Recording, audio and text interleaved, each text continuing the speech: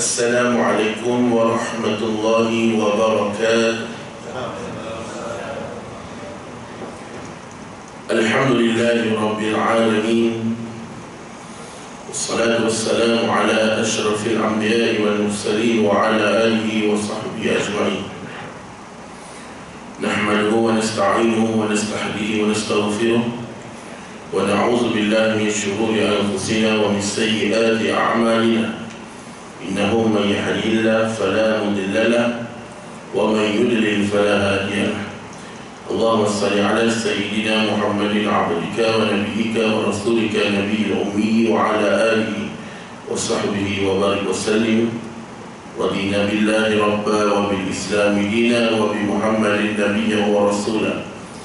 بسم الله ما شاء الله لا يسوق الخير إلا الله، ما شاء الله لا يصرف السوء إلا الله، ما شاء الله ما كان من نعمة فمن الله، ما شاء الله لا حول ولا قوة إلا بالله العلي العظيم. أما بعد. Alhamdulillah, bersyukur kepada Allah Subhanahu wa taala di atas nikmat-nikmat yang Allah telah kurniakan kepada kita, khususnya nikmat iman, nikmat takwa dan juga nikmat ihsan yang Allah Subhanahu wa taala anugerahkan kepada kita. Mudah-mudahan ia kekal kepada kita insya-Allah. Alhamdulillah, pagi ini kita akan menyambung perbincangan kita dalam kitab Iqtirabatis Sa'ah, iaitu kiamat yang dekat. Dan kita telah masuk kepada fasa yang seterusnya, iaitu fasa tanda-tanda besar kiamat. Umum mengetahui kita berada dalam keadaan yang kita tidak tahu manakah hala tujuan arah umat Islam. Pun begitu, baginda Nabi Muhammad sallallahu alaihi wasallam telah memberikan kepada kita satu isyarat di manakah kumpulan yang perlu kita berkumpul.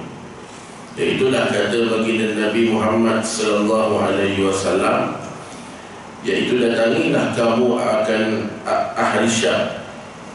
Jika kamu tidak mampu mendatanginya, maka datanglah ahli Yaman.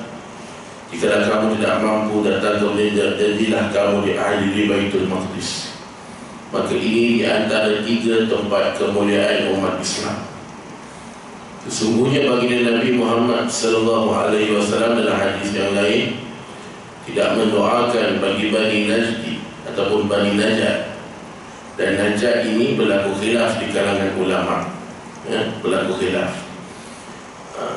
Sebagian ulama ada yang menyatakan Najat ini berdasarkan daripada hadis yang diriwayatkan oleh Sayyidina Umar Al-Khattab, iaitu Najat ialah negeri berdekatan dengan bumi Iraq, sebahagian dari negeri Iran.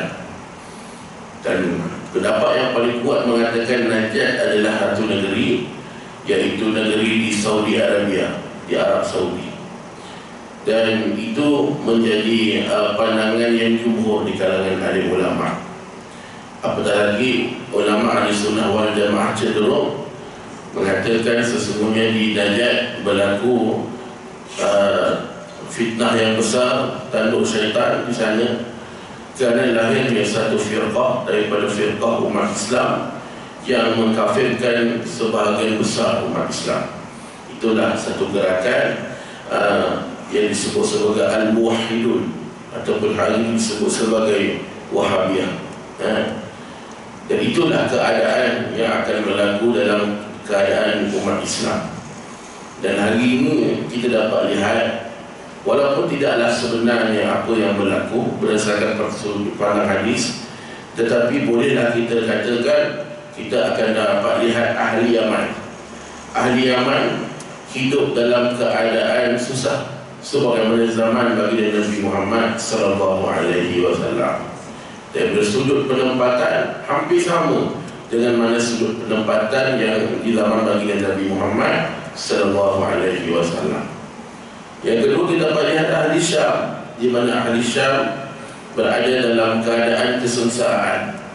Pun begitu, dalam sengsara susah mereka juga menghantarkan bantuan kepada saudara kita di bumi Palestin, yang di mana kebanyakan negeri umat Islam yang berakidah Sunni tidak mahu menghantar bala bantuan dan juga persenjataan. Dan kita akan dapat lihat satu negeri yang akan dibebaskan. Ini janji Allah Subhanahu wa ta'ala ketika umat Islam mendatangi orang-orang Yahudi di kota Yerusalem.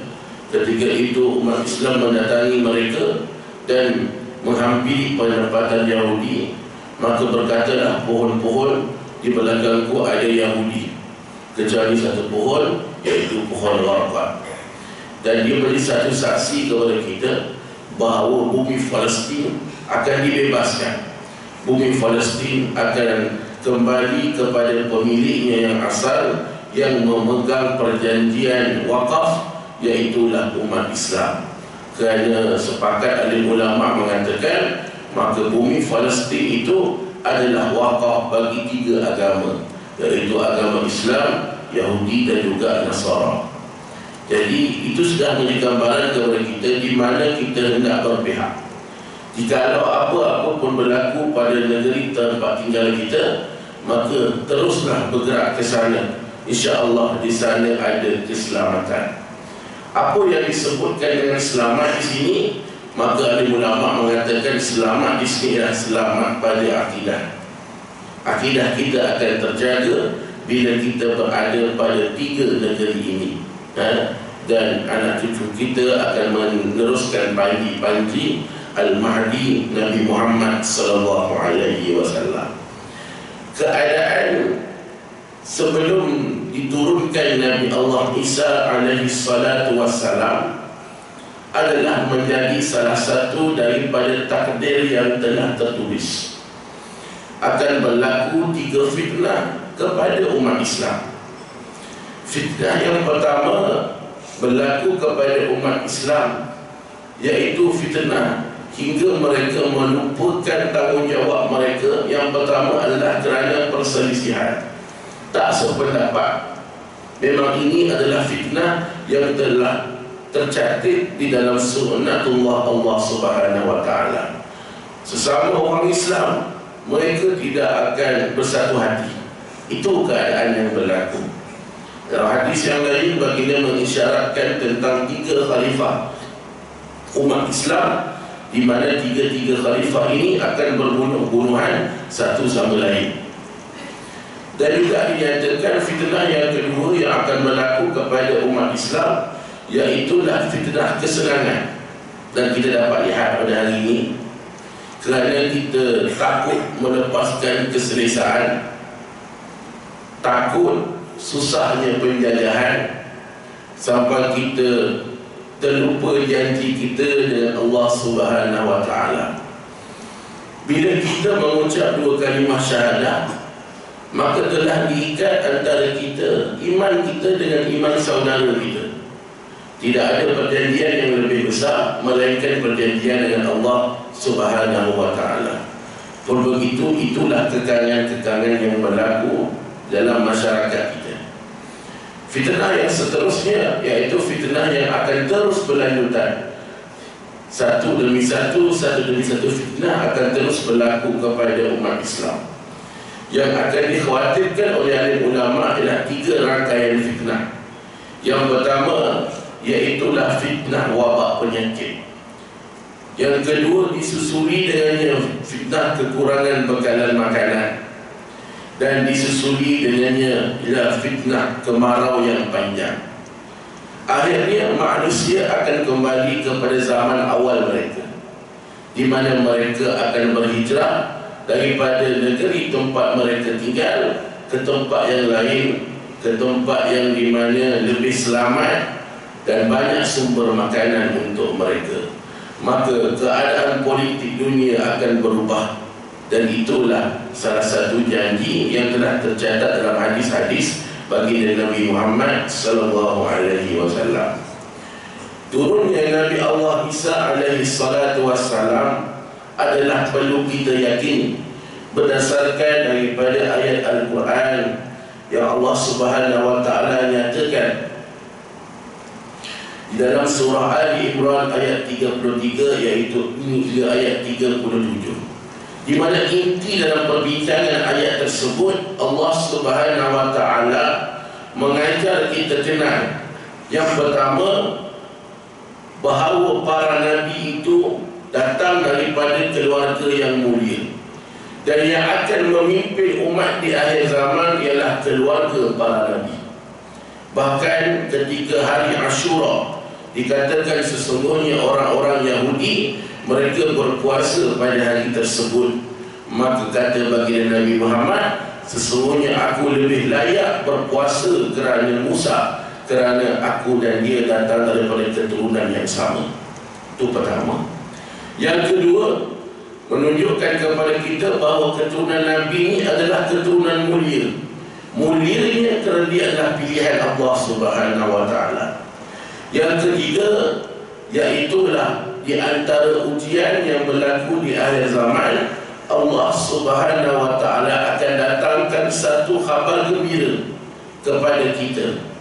Ujian daripadanya adalah dengan mengenal khabar gembira ini berdasarkan wahyu. Di akhir zaman ada dua Al-Masih yang akan turun. Yang pertama Al-Masih Ad-Dajjal, yang kedua Al-Masih Nabi Allah Isa alaihi salatu wassalam. Khabar gembira itu ada. Bagaimana kita nak membezakannya? Berdasarkan pandangan sudut pandang wahyu. Orang-orang Yahudi mengatakan mereka ada Al-Masih, dan orang beriman juga mengatakan mereka juga ada Al-Masih. Masing-masing berpaut dengan Al-Masih masing-masing. Pun begitu, yang disebut dalam Al-Quran iaitulah Nabi Allah Isa alaihi salatu wassalam, di mana Allah Subhanahu wa Ta'ala muliakan pada hari dia dilahirkan dan pada hari dia dibangkitkan di akhir zaman nanti. Iaitulah pada satu peristiwa subuh ketika Imam Mahdi dan juga umat Islam sedang solat, maka ketika itu turunlah Nabi Allah Isa alaihi salatu wassalam kepada orang yang beriman.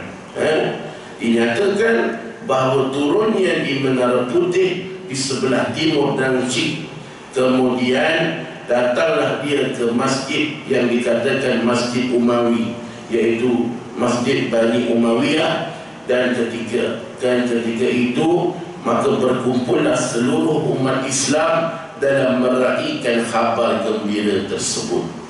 Untuk membolehkan kedatangan Nabi Allah Isa alaihi wassalam, maka keadaan dunia ketika itu berada dalam keadaan jahiliyah. Maka di sini alim ulama mengutip beberapa hadis dalam menentukan keadaan akhir zaman itu. Yang pertama kata baginda Nabi Muhammad sallallahu alaihi wasallam, wailul lil Arab, kecelakaan bagi Arab. Arab akan berada dalam keadaan jahiliyah, kegelapan. Dan dalam hadis yang lain baginda Nabi menyatakan sesungguhnya bangsa Arab akan membuat kembali patung-patung berhala daripada kalangan pemimpin-pemimpin mereka, dan mereka akan menyembah patung-patung berhala tersebut. Itu dinyatakan 1400 tahun yang dahulu. Tetapi tahun ini, tahun 2023 ini, maka telah berlakulah apa yang telah dinyatakan oleh baginda Nabi Muhammad sallallahu alaihi wasallam. Hari ini di Arab Saudi sudah ada patung-patung para pemimpin mereka. Sudah ada patung MBS Muhammad bin Salman, sudah ada. Sudah ada patung-patung pemimpin mereka yang terdahulu, sudah mereka ukir dan sudah mereka letakkan di beberapa tempat. Dan tak mustahil yang belum berlaku lagi mereka menyembah. Itu tak berlaku lagi. Kemungkinan perkara itu akan berlaku. Adapun daripada hadis tersebut, satu perkara sudah berlaku, iaitu mereka mengadakan patung-patung berhala. Jadi cerita tentang patung berhala ni ataupun replika ni banyak dibincangkan oleh alim ulama. Kita keluar dalam perbincangan akhir kiamat, kita bincang sudut pandang fiqh macam mana. Bolehkah kita buat patung? Boleh buat patung tak? Umum mengetahui membuat patung berhala adalah haram, iaitu patung berhala yang diukirkan dalam keadaan sempurna jasad. Cuma berlaku khilaf di kalangan ulama. Imam Allah Sayyidina Muhammad. Di dalam mazhab Hanafi ada kelonggaran. Dalam mazhab Syafi'i memang kata tak boleh buat patung, sepakat. Tapi ada sudut pandang mazhab 4 yang lain daripada Imam Syafi'i yang membolehkan. Antaranya pandangan daripada Ibnu Qudamah. Beliau mengatakan boleh kalau nak ukir, tetapi tidak boleh sempurna. Itu saja. Maka kalau kita lihat dalam negara kita sendiri pun patung berhala ni ada. Kita duduk marah dekat orang Arab, orang tempat kita pun ada. Tapi benda dah ditegur lama dah oleh ahli ulama. Tak silap saya, Tuan Guru Harusani dulu pernah tegur. Antara berhala yang ada boleh tu dekat Langkawi tu, patung Langkawi tu, patung orang Helang tu, tak boleh. Dah pernah ditegur, tapi setakat ni tengok tersekam indah lagi. Dah ditegur, tapi belum dilaksanakan lagi pun. Itu salah satu daripada benda yang haram. Dia tak ada kisah kerajaan mana nanti pun nak kibai. Benda salah tak salah. Tak boleh buat. Sama juga macam tugu negara dulu sekali pun tak boleh juga. Kenapa? Mengukir dalam keadaan sempurna tubuh badan tak boleh juga. Tapi itulah pandangan ulama di negara kita adalah fatwa. Fatwa boleh dikeluarkan, wujud fatwa yakin hukumnya haram. Buka nama yang SMAF yakin, keluar fatwa dalam membina replika patung, hukumnya adalah haram. Fatwa itu tak nafi penting sebab dia menjadi petunjuk kepada umat. Tetapi pelaksanaan itu atas pemimpin. Benda itu salah dan perlu dipertulkan. Bahkan dulu lagi pernah dari show dia, orang bawa bunga letak dekat tugu negara tu dah haram. Haram. Agama kata haram. Haram lah. Banyak je benda kita boleh buat lain selain daripada tersebut. Letak gambar pejuang kemerdekaan, sudahlah, naik kemerdekaan. Tak perlu nak bina patung. Tapi itulah teguran kepada para pemimpin. Benda yang salah tetap salah. Jadi tak boleh kita ukir sempurna sempurna tubuh badan. Itulah pendapat paling ringan sekali. Pendapat paling ringan. Tapi kalau ikutkan pendapat jumhur ulama mengatakan haram, tak boleh buat walaupun separuh. Itu dalam mazhab Syafi'i memang dia akan jelas dalam bab tersebut. Tapi kalau nak ambil kelonggaran lah, apa pendapat tu? Buat separuh tak? Buat badan dia, tepat tak payah. Okey lah. Sebab ada kelonggaran dalam pandangan mazhab yang lain, boleh kita ambil juga. Kalau nak buat juga tugu negara, boleh buat. Tapi badan, kaki tak ada, badan dia ada. Okey lah. Itu dia ada kelonggaran. Tapi itulah, teguran itu tidak diendahkan. Saya ingat lagi, tahun berapa dulu? 2007 ke 2008. Tuan Guru Harusani buka pep keputusan dulu. Tuan Guru pernah tegur. Keluarlah pep keputusan. Supaya perkara itu dihancurkan. Tapi sampai hari ini tak berlaku lagi lah benda tersebut. Cuma kita dalam sudut agama, benda dalam hukum kita kata hukum, benda salah kita kata salah. Naiklah satu pemimpin, siapa naik pun kita betulkan benda tersebut. Dan tak boleh. Jadi yang haram ni di sisi pandang ulama, iaitu haram membina replika ataupun patung binatang ataupun manusia. Selain daripada itu dibenarkan. Kau pandailah nak buat patung durian ke, menangka ke, kau pandai lah. Buat apa lagi, wow ke, tak. Itu dibenarkan. Tetapi benda yang hidup tidak dibenarkan. Benda yang nak buat patung benda mati, okey. Benda yang hidup tak boleh. Itu salah. Sama juga baru-baru ni viral waktu program Maulidur Rasul, baru ni ada orang bawa satu replika unta. Sempurna replika tu, ada kepala, badan sampai kaki. Kita merasakan mungkin kita dapat pandang lah. Jadi siapa yang menguruskan program-program Maulidur Rasul, hati-hati. Nak buat, nak bina replika boleh, dengan syarat bukan benda hidup. Kau pandai lah nak buat apa, tapi jangan buat benda. Dalam banyak-banyak benda, kenapa nak dibawanya unta tu? Tak ada benda lain nak bawa katanya. Bawa lah Kaabah tu, tak? Replika lah apa lah. Tapi dia bawa replika binatang, tak boleh. Ujunglah para ulama, hukumnya adalah haram. Okay, baik. Itu satu perkara yang akan berlaku. Dan keadaan umat Islam, keadaan akhir zaman, dia akan dipenuhi dengan kezaliman, dipenuhi dengan penindasan dan juga jahiliyah. Ulama mengatakan permulaan kepada kerosakan umat adalah berpunca daripada ahli agama. Kerana tidak amanahnya ahli ilmu, maka umat akan mengharamkan apa yang dihalalkan, menghalalkan apa yang diharamkan. Dan Imam Al-Ghazali rahimahullah ta'ala memberikan satu pandangan, mengatakan ulama yang sedemikian disebut sebagai ulama su'. Cerita ulama su' ni, Allahumma salli ala Muhammad, dijadikan modal. Geng yang tak setuju dengan orang ni, dia kata kumpulan tu ulama su'. Kumpulan ni tak setuju dengan geng ni, dia kata ulama su'. Mudah-mudah letak ulama su' atau orang. Ini pun salah juga. Ulama tu betul, orang jahil suka hati dia letak ulama su' ni macam-macam. Maka kalau kita lihat dalam kitab Ihya Ulumuddin, Imam Al-Ghazali rahimahullah ta'ala ada menggariskan beberapa ciri-ciri ulama su' yang kita boleh tenung dan kita dapat lihat. Yang pertama sekali yang disebutkan dengan ulama su' itu, iaitulah ulama yang bercanggah daripada dalil Al-Quran dan Sunnah Rasulullah sallallahu alaihi wasallam. Itu dulu.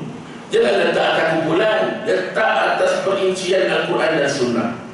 Dia sanggah Al-Quran, dia sanggah Sunnah, maka dia ulama su'. Yang kedua, kata Imam Al-Ghazali rahimahullah ta'ala, yang disebut dengan ulama su', mereka cenderung kepada pemimpin yang melakukan kezaliman. Ini ulama su'. Pemimpin membuat zalim kepada rakyat, dia kata apa? Tak apa, ati'ullah wa ati'ur rasul wa ulil amri minkum. Mudah nak macam tu. Bila kita kata pemimpin zalim tu, tak kena tu, sanggah Al-Quran tu, dia pun keluar dalil ati'ullah wa ati'ur rasul wa ulil amri minkum. Kita pun baiklah, sami'na wa ata'na. Itu masalah. Ramai memilih ayat tersebut tapi dia tak baca habis. Baca habis ayat tu. Taat Allah, taatlah kepada Rasul selagi mana mereka taat kepada keduanya yang terawal, Al-Quran dan Sunnah. Kalau taat kepada Allah, taat pada Rasul, maka kita wajib taat kepada dia. Tetapi kalau dia lawan Allah, lawan Rasul, haram untuk kita taat kepada dia. Ini masalahnya, tak mau baca dalil habis. Baca dalil ikut nafsu politik, ada masalah. Keluar tu kan ada. Tak kira siapa-siapa, belah pihak mana-mana, hati-hati bila nak mengeluarkan fatwa dalam agama. Yang ketiga, kata Imam Al-Ghazali rahimahullah ta'ala, yang disebut dengan ulama su' ialah ulama yang banyak melakukan dosa-dosa kecil hingga jatuh fasik atasnya. Jadi nak sebut ulama ni, dia kena beramal dengan agama. Apa yang jadi sunnah, itu wajib atas diri dia. Dia tak sama macam orang lain. Itu dia kata al-ulama'u warasatul anbiya. Ulama' itu pewaris para nabi. Sebab itu kata setengah pendapat, alim ulama' lah yang paling banyak perlu untuk melakukan sunnah Rasulullah sallallahu alaihi wasallam. Sebab apa? Umat melihat dia sebagai pewaris para nabi. Sebab tu tak mudah ni ulama' yang bercakap ni bukan ulama'. Yang bercakap ni bukan nafal kalau ulama' ya. Bukan ulama'. Tapi nak cerita kepada kita usaha dalam melaksanakan sunnah-sunnah Rasulullah sallallahu alaihi wasallam. Apatah lagi melakukan perkara wajib. Allahumma salli ala sayyidina Muhammad wa ala alihi wasallam. Ini nama ulama tapi pegang tangan perempuan. Boleh haram? Tak boleh. Ini nama ulama tengok video lucah. Alhamdulillah. Ini masalah. Ini masalah yang berlaku di akhir zaman kerana ramainya ustaz, kurangnya ulama. Ustaz ramai ustaz. Buka senarai dekat jahit itu, susul ustaz-ustazah, beribu ustaz-ustazah. Tapi ulama ramai tak? Ulama ramai. Bagaimana kita nak tahu dia itu ulama? Dia beramal dengan apa yang dia belajar dan apa yang dia cakap. Allah sebut dalam Quran surah As-Saffat, kabura maqtan indallahi an taqulu ma la taf'alun. Amat besar kemurkaan di sisi Allah dengan orang yang banyak bercakap tetapi kurang beramal. Jadi kata sebahagian ulama, yang paling afdal untuk mengamalkan apa yang dibawa oleh baginda Nabi Muhammad, iaitulah pada diri alim ulama. Itu cara nak melihat ulama su. Ni asal tak setuju dengan geng kita, ulama su. Sama je dua-dua geng boleh ni. Menggunakan kalam Imam Al-Ghazali pada tempat yang salah. Yang salah. Kalau nak ambil dalil dalam agama, lihat pada sumber agama dan sudut pandang agama. Jangan ambil dalil agama tapi menggunakan hawa nafsu sebagai penelitian. Tak boleh. Ini satu masalah kepada kita. Inilah perkara yang akan menghiasi di akhir zaman. Sekarang nak tanya, ada ke tak tanda-tanda itu? Ada. Maka sedarlah kita berada pada zaman yang penuh dengan porak-peranda. Oleh kerana itu, baginda Nabi banyak mengingatkan kepada kita. Yang pertama, berdoa kepada Allah Subhanahu Wa Taala, persiapkan diri dengan ilmu dan melakukan jihad di jalan Allah Subhanahu Wa Taala. Itu tuntutan. Tuntutan belajar, tuntutan berjihad, dan tuntutan untuk berdoa. Saya pernah kongsi dulu kan doa. Ada kan? Doa. Allahumma inna na'udzubika min azabi jahannam wa min azabil qabri wa min fitnatil mahya wal mamat wa min syarri fitnatil masihid dajjal. Doa tu kata ulama yang mutaqaddimin lah, yang setakat daripada hari ini dekat dengan kita, ulama mutaakhirin mengatakan doa tu dah dikira wajib dan baca dah sekarang. Sebab tanda-tanda kiamat tu sudah semakin nampak dalam keadaan sekarang ini. Maka dengan adanya tanda-tanda di sekeliling kita yang kita kata nampak, betul lah, tanda-tanda kecil dah nampak lah. Yang paling hampir tanda kecil yang terakhir sekalipun, iaitulah beberapa perkara, antaranya emas di Sungai Furat. Hari ini kawasan Sungai Furat, Sungai Furat mengairi Iraq, Iran, Turki dan juga Lebanon. Pengairan dia tu, laluan Sungai Furat. Hari ini orang yang dekat situ tampak arkeologi dah. Sebab hari ini sudah nampak lah, kalau buka footage orang buat rakaman tu, dan nampak dekat Sungai Furat ni rupanya ada satu kerajaan lama. Cuma setakat ni emas belum jumpa lah. Setakat ni Sungai Furat tu dah kering. Bila sungai tu dah kering, sudah nampak kota lama, dah ada dah, dah keluar dah footage yang terbaru. Kawasan arkeologi di Turki tersebut, dia buat rakaman. Memang nampak kesan tinggalan kerajaan 1000 tahun yang dulu. Dia dah nampak lah. Jadi Sungai Furat ini sedang diterbuka. Tapi hakikat tahu mereka sedang mencari apa dia? Mencari emas. Emas yang berharga, emas merah. Lebih mahal daripada emas kita pakai lah. 916, 919 tu, oh mahal lagi. Itu emas merah. Memang dicari-cari oleh orang sebab nilai karat dia sangat tinggi. Itu keadaan yang berlaku hari ini. Jadi apa yang terjadi dekat dunia kita hari ini memungkinkan satu perkara yang akan berlaku, di mana turunnya satu Nabi yang di mana Allah tangguhkan kematiannya. Ada 3 makhluk yang Allah Subhanahu Wa Taala tangguhkan kematiannya. Yang pertama iaitu Nabi Allah Isa lah. Yang kedua, Dajjal itu sendiri, dia makhluk awal yang Allah Subhanahu wa ta'ala hidupkan merentasi zaman. Yang ketiga iaitulah Iblis laknatullah. Iblis laknatullah makhluk awal juga ditakutkan kematian. Cuma yang keempat berlaku khilaf di kalangan ulama, iaitu Nabi Allah Khidir. Jumhur ulama mengatakan Nabi Allah Khidir ni dah meninggal dunia. Tetapi satu pandangan di dalam ilmu tasawuf mengatakan Nabi Allah Khidir ni masih hidup. Jadi benda ni khilaf ulama lah. Dan kita bahas pun sampai semudah tak habis. Ulama ni kata ada, ulama ni kata tak ada. Jadi khilaf ulama. Sebab selepas daripada Nabi Allah Khidir bertemu dengan Nabi Allah Musa, setelah dihantar oleh Nabi Yusha bin Nun, ketika itu terpisahlah Nabi Musa dengan Nabi Yusha. Ketika itu bertemu dengan Nabi Musa dengan Nabi Khidir dalam pelayaran. Akhirnya ditinggalkanlah mereka. Selepas daripada hal tersebut, tidak ada rekod-rekod yang lain menyatakan Nabi Allah Khidir ni dah mati ke hidup. Sebab itu dia menjadi pandangan alim ulama. Ada ulama kata dah mati, ada ulama kata hidup. Jadi ending dia memang tak ada kesudahan. Jadi kalau kita bincang waktu, memang peninglah kepala kita. Cuma tempat pertemuan antara dua air laut itu adalah tapi itu menjadi saksi kepada kita lah.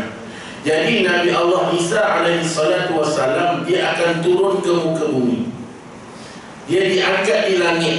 Dan ini hikmah dia. Di dalam kitab Bible, yang dibunuh itu dikatakan Nabi Allah Isa dibunuh. Selepas 3 hari dibunuh, diletakkan di dalam gua.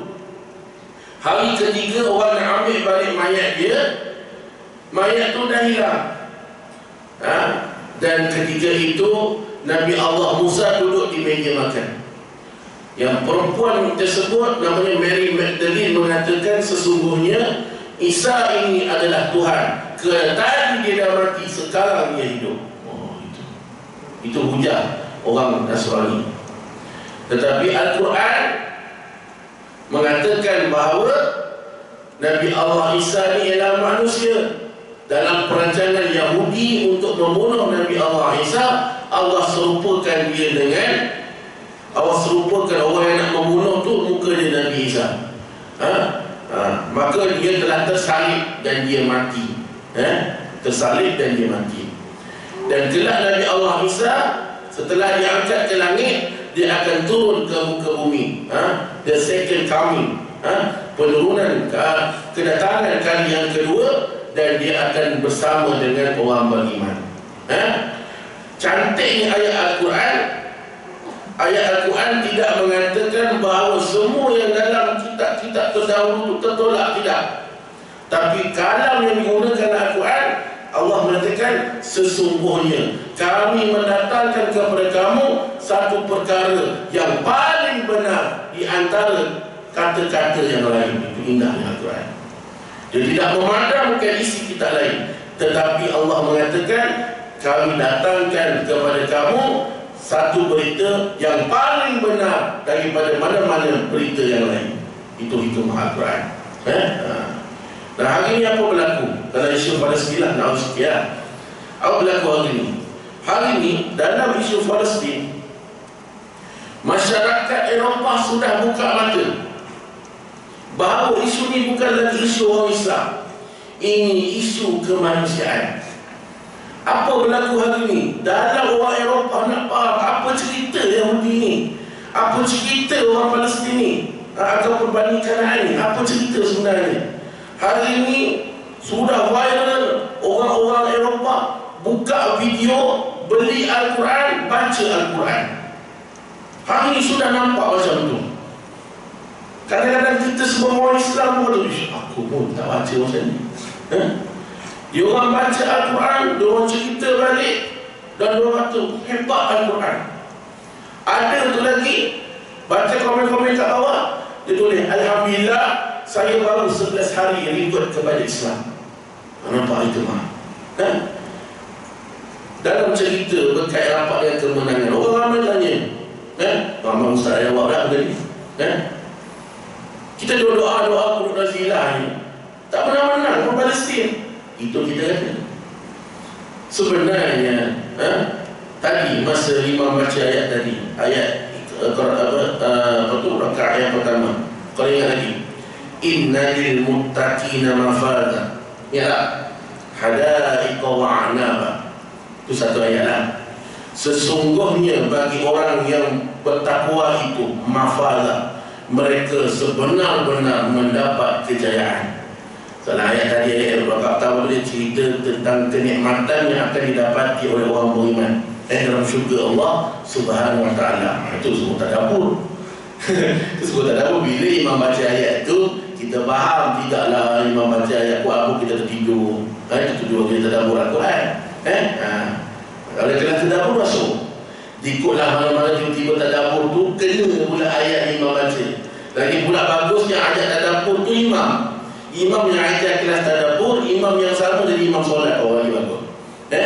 Itu tujuan kita tadabbur Al-Quran. Allah sebut dah, innalil muttaqina mafada. Sesungguhnya orang yang bertakwa di jalan Allah Subhanahu wa ta'ala, maka dia telah mendapat kejayaan. Dalam ayat yang lain, faqad faza fawzan 'azima. Sesungguhnya telah dia mendapat kejayaan dengan sebenar-benar kejayaan. Jadi kata ulama tafsir, orang yang cenderung kepada Allah, cenderung kepada agama, cenderung sahaja dia kepada Allah, dia telah berjaya. Kita duk baca Qur'an Nazilah tu, baca je dah berjaya dah kita. Kita doa untuk saudara kita, Allahumma ansur ikhwanana minal muslimin wal mujahidin wal mustad'afin fil Palestin. Doa je kejayaan dah sampai kat sana. Cuma janganlah sudut pandang kita kejayaan tu kita nak pandang macam kita nak. Kita nak doa hari ni Palestin merdeka esok. Tidaklah nak bagi hak itu. Menang tu menang. Allah beri kemenangan pada tempat dia, sesuai pada saat tersebut. Apa hikmah yang berlaku? Ramai saudara kita mati syahid. Memang kita kesian tengok doa kena badan terpecah semua, tetapi di sisi Allah mereka hidup. Mereka masuk syurga Allah SWT. Yang patut kena kesian kita ni, tengok saudara kita tak boleh buat apa-apa. Kita yang kesian. Bukan dia orang doa tak masuk syurga lah. Allah Subhanahu wa ta'ala syahidkan mereka, dan Allah gantikan dia dengan saudara-saudara kita yang baru. Ramai lagi orang-orang bukan Islam, orang Eropah tengok peristiwa berlaku, ramai yang sudah mengucap kalimah syahadah. Allah menyempurnakan kalimah dia. Cuma janganlah kita kata saya nak biar Palestin tu merdeka lah. Hari ni baca Qur'an Nazilah, esok tu merdeka. Oh, tak boleh itu. Mana boleh itu? Kita hari ni kahwin pun esok tak beranak terus. Jadi proses kan? Jadi kita kena terima itu adalah sunnatullah ala. Hari ni kita berdoa, mungkin 10-20 tahun lagi baru ada. Bahkan ada ulama sini pun mengatakan Yahudi itu akan tamat pada tahun 2027. Kita kata, jauh lah ini 2027 ni. Ulama yang duk kata tahun 2027 tu, dia bagi tahu tahun 1948 Yahudi akan tamat 2027. Bayangkan ulama tu mati dulu sebelum benda tu berlaku. Dia dah boleh kata Yahudi akan mati tahun 2027. Hikmah berlaku apa dia? Ketika Palestin serang Israel, baru tahu sebenarnya Israel ni kurang persiapan. Dia taklah hebat sangat, kita dia hormat dia sangat-sangat. Benar dia pun bodoh juga macam kita pun. Tak ada beza pun dia dengan kita, manusia juga. Dia tu kata dia makhluk pilihan. Kan keluar kenyataan baru dia kata apa dia? General IDF keluar kenyataan, kami seumpama berperang dengan hantu-hantu, dia kata. Kan baru dia keluar kenyataan. Bayangkan apa Markava, iaitu dia punya tank yang besar tu. Tank besar itu ada 3 lapis besi tebal. Mujahidin guna apa? RPG je. Ni yang tak tahu tu RPG. RPG tu teknologi zaman 80-an. RPG zaman 80-an tu boleh pecahkan markah tahun 2023 yang ada 3 musibah. Inilah hikmah Allah Subhanahu Wa Taala. Menang tu. Jangan berhenti berdoa. Ni tengok dah sebulan dah ustaz, tak pernah menang pun, tahu tu tak nak doa dah. Jangan begitu. Allah dah jawab tu doa kita. Cuma tidak sebagaimana yang kita nak. Kita kembali kepada perbincangan awal kita. Maka Nabi Allah Isa alaihi salatu wassalam ada beberapa perkara yang akan dilalui oleh baginda Nabi Allah Isa. Pertama sekali, Nabi Allah Isa alaihi salatu wassalam akan datang kepada orang yang beriman. Apa yang ditawarkan oleh Nabi Allah Isa alaihi wassalam? Perkara pertama yang dinyatakan dalam hadis Abu Daud, baginda Nabi Muhammad sallallahu alaihi wasallam bersabda. Yang pertama, Nabi Allah Isa alaihi wasallam memerangi di atas Islam, akan bersama dengan orang Islam. Lalu baginda akan mematahkan salib, membunuh babi, menghapuskan cukai, dan Allah membinasakan seluruh agama pada zamannya kecuali Islam. Jadi ulama mengatakan yang pertama, Nabi Allah Isa akan membawa umat kembali kepada manhaj pertama yang dibawa oleh Nabi Muhammad sallallahu alaihi wasallam, yaitu manhaj nubuwah, kepada manhaj kenabian. Yang kedua yang akan dibawa oleh Nabi Allah Isa alaihi wassalam, yaitu baginda Nabi Allah Isa akan menyelesaikan fitnah yang berlaku di zaman dia, yaitu umatnya menyembah kepada dia. Maka sebahagian ulama mengatakan keadaan yang berlaku nanti, orang-orang Nasrani akan kembali kepada Nabi Allah Isa dan mengucap 2 kalimah syahadah. Ramai di kalangan orang Nasrani akan menjadi orang Islam. Okey. Yang ketiga, kata baginda Nabi Muhammad sallallahu alaihi wasallam, baginda Nabi Allah Isa akan membunuh babi, signifikan bahawa binatang itu haram untuk dimakan. Dan juga Nabi Allah Isa akan menghancurkan satu sistem yang zalim, yaitu cukai. Sistem percukaian adalah sistem yang zalim. Sebab apa zalim? Kerana cukai ini diambil daripada orang susah. Sedangkan sepatutnya cukai ini hanya dikenakan kepada mereka yang berniaga dan mendapat keuntungan daripada perniagaan. Itu sepatutnya. Dia sama je. Zaman dulu pun, zaman Melayunia dulu pun kutip cukai juga. Zaman sekarang pun kutip cukai. Tak ada beza, cuma orang je lain.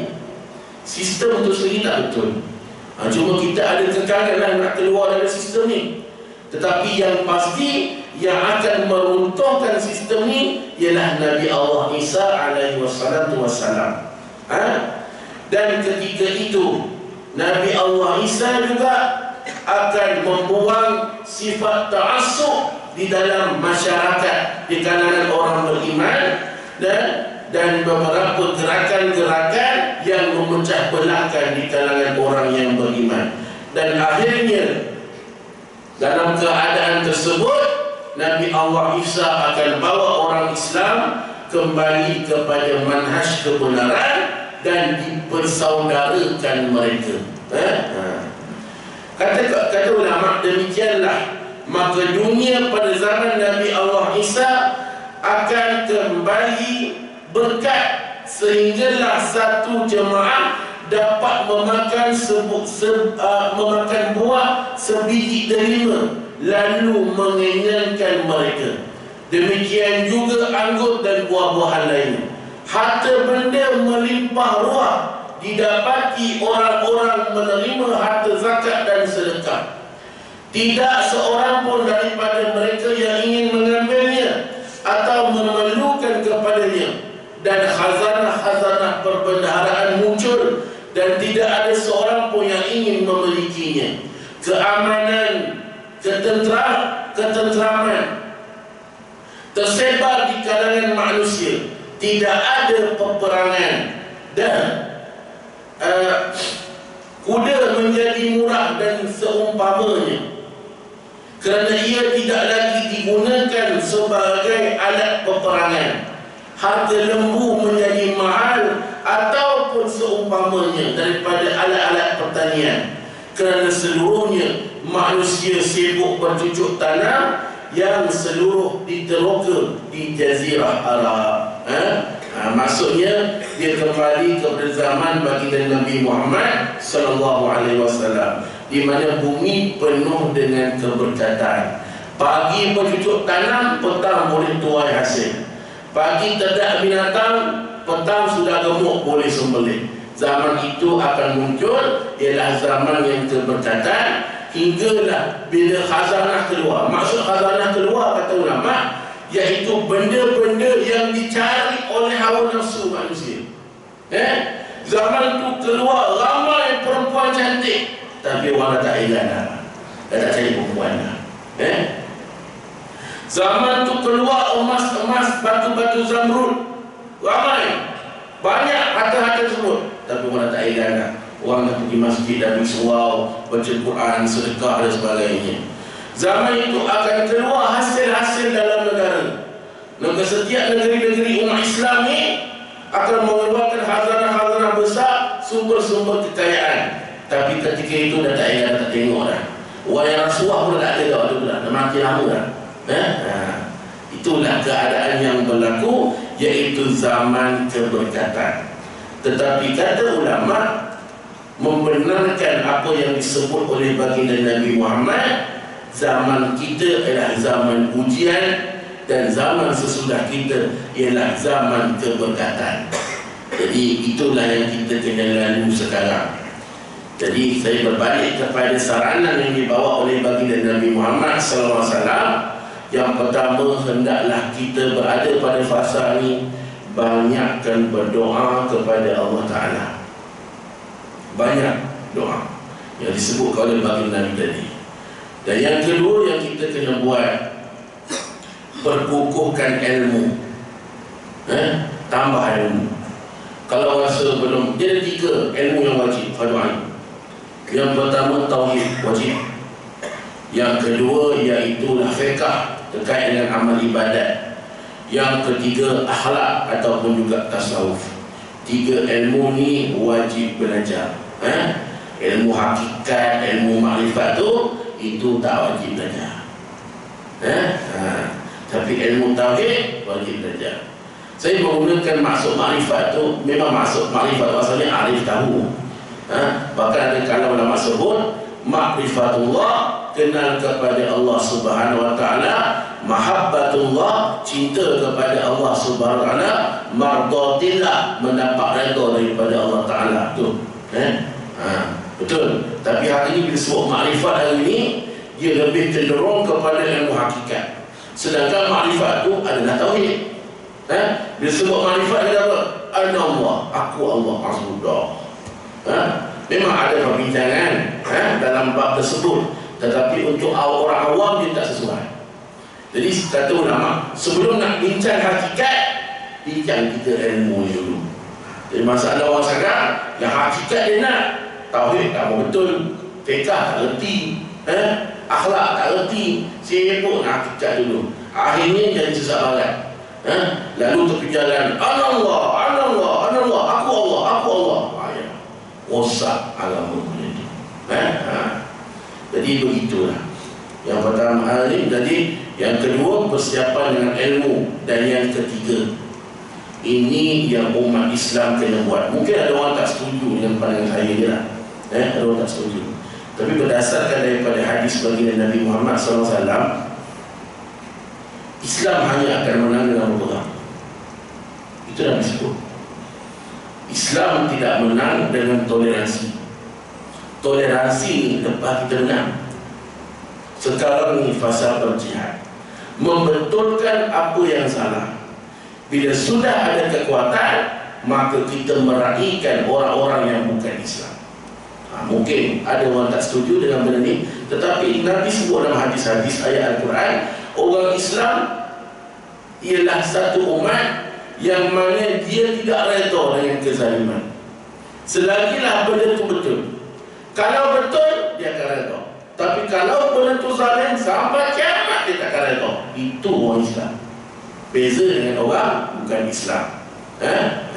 Cuma dalam hadis yang lain, Nabi pernah sebut, di kalangan orang kafir ada satu kaum yang hebat permusuhan dia dengan kezaliman. Siapa dia?